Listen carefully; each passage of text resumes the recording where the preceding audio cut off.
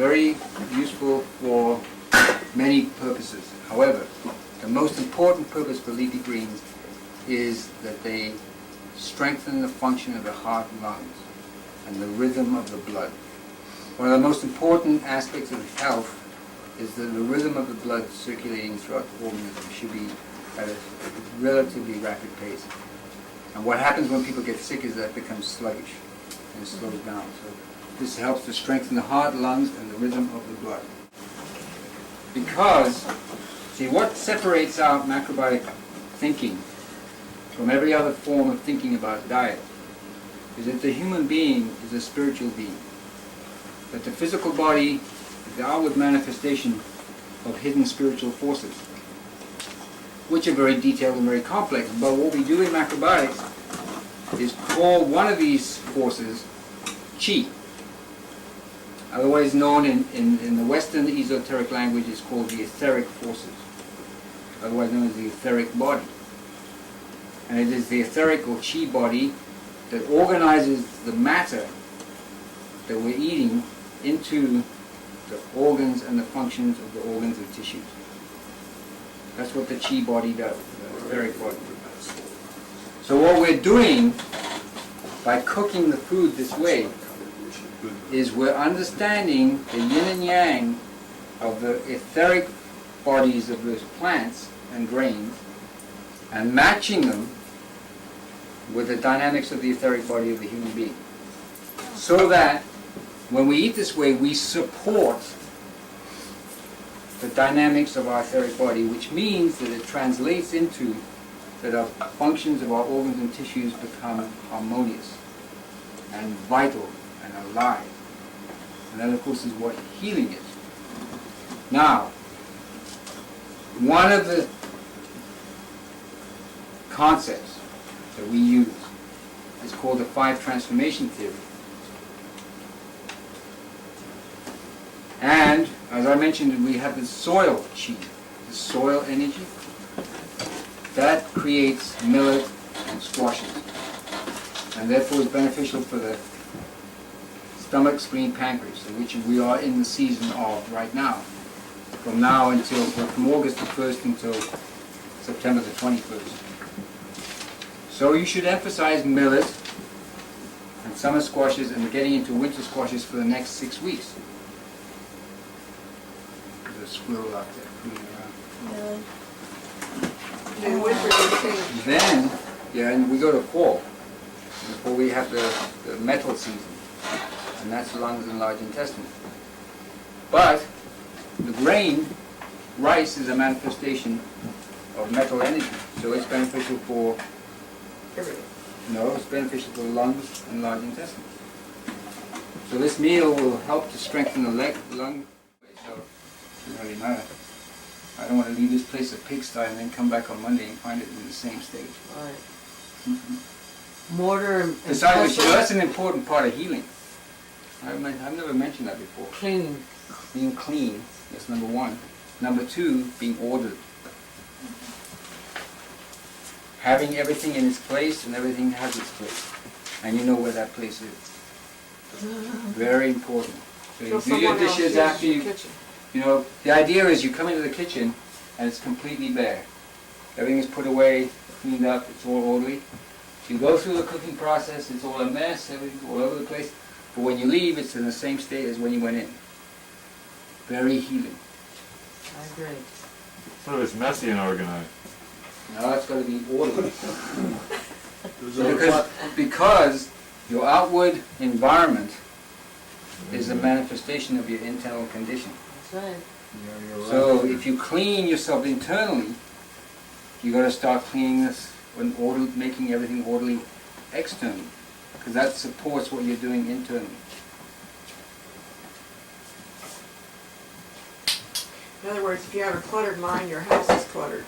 Right. And another thing about a cluttered mind, which most people don't know, it encourages insects. Encourage what? Insects. Cockroaches, spiders, ants, mites. The more scattered your thinking is, the more likely your home is going to be invaded by insects. Oh, good, I don't have any ants. So, make sure your thinking is What's wrong with clear, insects? clear and orderly. You know? Can I see what that looks like? Mm-hmm. Oh, they're not even brown, are they? They're browning. So the way you tell when they're done is you run them through the thumb and ring finger of your weak hand. And if they break up easily, they're ready. So should you work at being clean and orderly? Yeah, you should. Especially if you have to. What if it's too much work? I mean, what if it's... Very important. It's You really sound like you have a important. problem. You can't overestimate it. It really makes a big difference to how your life runs. I'm organized in a messy way. It's the problem. I agree with you 100%, and my trouble is implementing it. Yeah, I know. That's a big hurdle to get over. Yeah, it's a Yeah. tremendous hurdle. Uh-huh. Yeah. So you walk into your place and it's just... I still live in boxes. Out of bucket. Well, I just, I got stuff all I haven't over. even moved in yet. Yeah, I know what it's like. Don't worry about that. I used to be a student once. I mean, I And you have come to into leave a share space an and- apartment with a bunch of people that are college It's with too you. small. And you walk into the kitchen to cook yourself something and there's, 10 pile high dishes and stuff and there's fungus on everywhere. Oh, Ew. no, It hasn't been no. washed in a week. Oh, I no. couldn't live No. So what indication is being a pack rat? What does that indicate? Yeah. Hack Or rat. a hoarder thing. Order. You're too young. Because you're too yin. Oh, too yin? Yeah, you're too yin, so you have to get things to weigh you down. Oh, Is that a like Chinese? Oh. Ying. That's what I think. But if you're organized with hoarding things, is that okay? Yeah, if you're organized, as long as everything's in its place, you know where it is, and you know where to get it.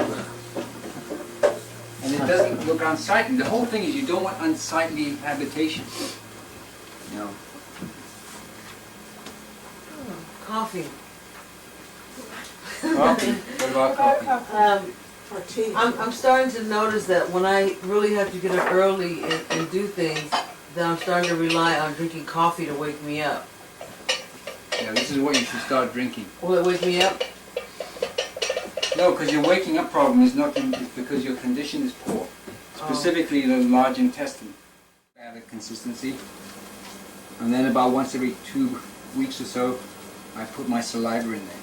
Because the saliva contains ptyalin, which helps to digest grains. So it makes the... you really do that? Yeah. When it's cooked. It's a time-honored technique in indigenous cultures. You're not kidding. No, he's not kidding. No, I'm serious. Cora, Yeah. is butterflower not too young? No? Why is the language young? Young. Why is the language- Remember, Jesus Christ used his spit to heal somebody's eyes with the mud from the ground. Remember that? No. Yeah, In the Gospels. He made a spittle and put it Yeah, on his eyes. yeah. He picked up some mud, I was spat in it, mixed it up, and put it on the guy's eyes and healed his eyesight. Spittle, Well, they want saliva. I'm not talking about phlegm, right? I'm talking about saliva, the juices that come out. So what are you saying? We call Very it youngizing. It's the most youngizing substance that the human body produces. And that's what. So it's very good for helping to digest this yin. It balances the yin of the...